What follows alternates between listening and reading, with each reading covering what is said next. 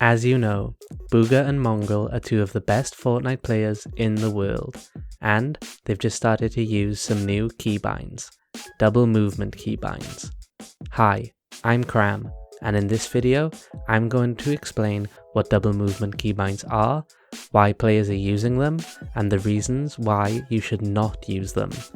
But before we get started, make sure you subscribe to this channel so when I release a new video, you get notified. Now, when the best players in the world start to use new keybinds or settings, it's worth taking note, because the best players are always looking for ways to optimize their keybinds and settings to stay ahead of the competition. So what are double movement keybinds exactly? As you know, when you play Fortnite using a mouse and keyboard, you move forward, left, down and up using the WASD keys on your keyboard. Double movement keybinds are when you assign a secondary key for your left and right movements. For you to understand why players are doing this, let's consider for a moment the limitations you have when moving in Fortnite using a keyboard. That is, you can only move in one direction at a time. Sure, you can use W and A or W and D together to move slightly to the left or slightly to the right, but you don't have full 360 control over your movements. Now, compare this to controller movements. You see, controller players use analog sticks, so they actually do have full 360-degree control over their character's movement in Fortnite. And this is why some gamers prefer to use controllers for certain games. For example, RPG games where your movements with a keyboard aren't the best. In other words, players are using double movement keybinds to better simulate the movements the controller players have.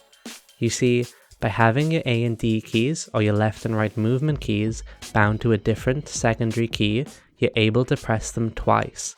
This means you're doubling the amount of velocity in the left or right direction. So, you're able to move to the left or to the right more while still moving forward, and you better simulate controller movements as a result. I learned all of this from a video from CodeLife, which I'll leave a link to in the description, and in his video, CodeLife suggests that this diagonal movement is the main reason Mongraal and Bugha have made the switch to using double movement keybinds. CodeLife also suggests that he hasn't seen Mongraal get sniped while rotating since switching to using double movement keybinds. But I find this hard to believe, because I don't think that the ability to move slightly more to the left or to the right means that you're any harder to hit, especially when you're playing against some of the best and most competitive players in the world like Mongraal and Bugha are. Another thing that was highlighted in the video is how you can use double movement keybinds to place sideways stairs while moving forward, thus allowing you to block any damage that would come from that side. And this is more reliable than when using the standard W and A or W and D movement combination. However, you are able to place sideways stairs while moving forward normally by simply rotating your building piece. In fact, I would argue that rotating your stairs is even better, because you can place the stairs while moving in a strictly forward direction. And there's another reason I think players are using double movement keybinds that wasn't mentioned in the CodeLife video, so I'm going to explain that to you now. Imagine you're strafing right using your index finger on the D key. Well, your index finger is essentially bound to this key. In other words, you can't use your index finger for anything else, as it's reserved to your D key for strafing. Now, your index finger is likely your best key, or the one you have the most control over, and it's likely you have a lot of actions in Fortnite bound to keys you press using your index finger. But when you use double movement keybinds, for example V to move right that you press using your thumb, you free up your index finger to do potentially more useful actions, while still having the ability to strafe to the right because you're now using your thumb instead of your index finger. Of course, you can apply the same logic to your ring finger when strafing left using the A key. So, I think the main advantage of double movement keybinds is that it could free up the fingers that you use to strafe in Fortnite. But, despite this, I do not think you should use double movement keybinds, and instead you should stick to using the standard WASD keys for moving.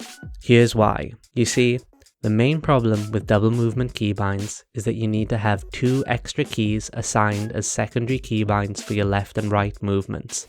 And they need to be good keys that you can easily press because you're going to be using them for moving.